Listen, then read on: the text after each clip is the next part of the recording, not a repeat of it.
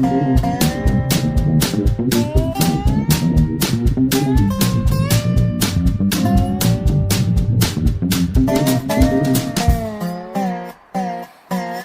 we're going to do a little bit before and after here. I picked up this building, and it was not very well built. I don't know if I can get good light on this, but if you can see, got a little gap there, gap here. Whoever built these didn't finish the caps very well, and he didn't paint it. So what I'm gonna do here is give this sucker a paint job, and right now my initial thoughts, I mean, I've seen the photos, this is all supposed to be white here, white trim. These windows, these small windows are gonna be a problem for me to put any paint in there. I may just forego those. It really kind of looks cheap when it's in the natural color, but given what I've been handed here, I think that it might be just all around easier to leave it the way it is. But you're going to put some filler on this, get some filler on this, filler here, and we will probably paint the doors. And then if we'll put there's also, I don't know if you can see the difference in texture here, but in the model, this is a different color. It's a concrete, and then it goes to brick here. So that'll get painted out. Looking around the internet for ideas, I don't see a lot of them. I mean, most people just put this building together and use it as it is, and so that's what we're going to do. And then the guy doesn't appear to have put the full interior kit on it, and given that it's done top and bottom, we're not gonna do that either. So maybe if I can get this top off, I can put some lighting in there, but I think that's the extent of what I'm planning on this. So I'm gonna give it a little bit more thought, and then I'll give you some progress video along the way.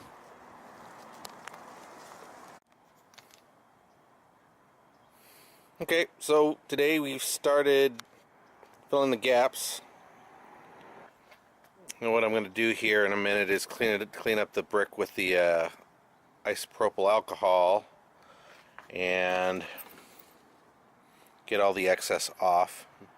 Maybe do some also intermediate fills. I see I missed a couple spots in here somewhere. But what I'm going to do is decided I'm going to leave these. Plastic, as awful as that idea sounds, I'm just not going to mess around with getting paint in all those windows, and we're just going to weather the brick. We'll up here, we're going to texture this. I started cleaning these things up, and on the next video we'll give you a little bit of an update on what that looks like. So probably going to end up painting these crowns, painting this. We are going to paint the door, so that's some fine work that we'll end up doing here, and we'll paint this door, and we'll paint this door. What color I don't know yet, but that's the plan as it's shaping up, and give you an intermediate step here in a little bit. Hey everybody, here's an update on our little building paint project. Let's get some good lighting on this thing. Let's start with the bright side. So I was able to finish the fills on the edges to my satisfaction. I've still got a little bit of cleaning up to do on that, and I went ahead and I painted the trim pieces right where I'm going to. And just a heads up, I am not a fan of painting. Wasn't a perfect job. We ended up with some gaps here, and I wasn't worried about the overspray on the roof because I got a plan for that. But in general, it came out okay, and considering the direction we're headed, I was not too terribly concerned about some of these little minor oversprays and misses. They will not be visible by the time I get done with doing this. Here are the big oversprays. Didn't tuck those corners in very neatly, but again, it's when I'm all said and done, they won't matter. I also got around to sanding these, starting to get these all shaped and filled. They're looking pretty darn good. I've had to use some putty in some of the bigger gaps because they're not hiding on the sanding, but it's pretty darn close. And once I get done with these major fills over here and get these sanded down, by the time I get paint on them, they will be just fine. So next step will be to finish off the sanding up top here. We're going to get these painted metallic silver, and then we're going to get around to weathering the brick. Something I want to notice here is that bad glue job, and so I'm going to have to cut a hole in the bottom of this in order to get that door back in place. I do have it. It fell into the building, and I was able to fish it out, but that's one task that didn't have on the agenda that needs to be done now. But aside from that, we're on track and ready for the painting. Okay, here we are with the next iteration. We've got some color, some weathering on the brick, and for the most part it looks pretty good. It looks like I didn't get the gaps along here very well. I'm going to have to touch that up again. This side the gaps came out pretty good, covered reasonably well. If you take a look real close, it's not going to come out on this camera, but there's some discoloration where I did the paint touch up to cover up the white on the corner, and it kind of overlaps. It doesn't look too bad in the bright light. It looks terrible in the shade. Like I say, I don't know if you can see that. Got a little bit of a touch up there that I need to fill. And trying to correct that color weirdness, looks like I exposed some of the paint, so I got to go back and do some touch-ups there as well. But it's coming along. We're almost ready to go here.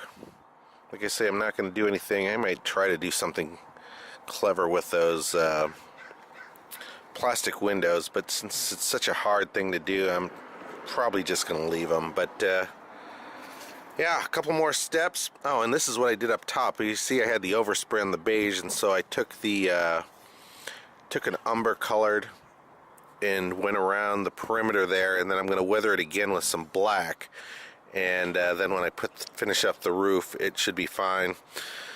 These little air vents, most of them came out okay. Some of them just, were beyond, so I kind of gave up trying to file them down and make them perfect. This isn't a craftsman project. I'm just trying to fix what somebody else kind of tossed together, and I'm taking it about as far as I'm going to take it there.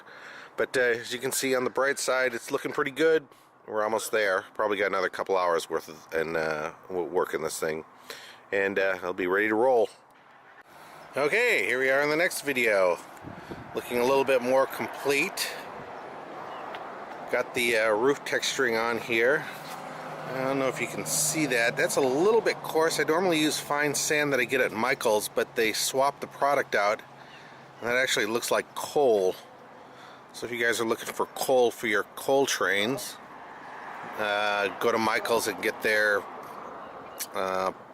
stuff that they put plants in, and it's looking pretty textury. So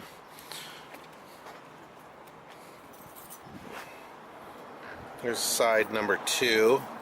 All that's left here is I've got to paint these little concrete pieces here, finish off the roof, get the door back in, and then one more light coat of gray so that we can get a little bit of definition on the grout lines, and I think that's going to be it.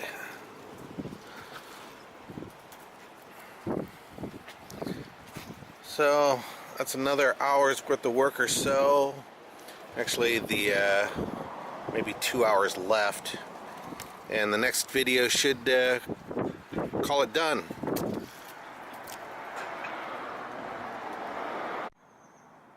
Alright, here we are with the next day.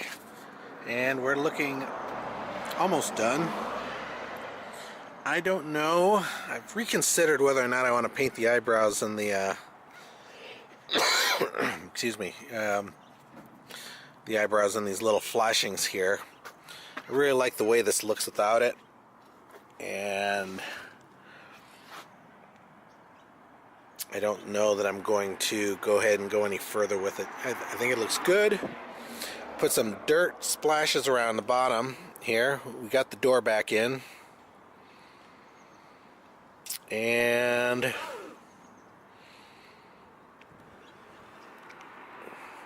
that's our pretty much final product.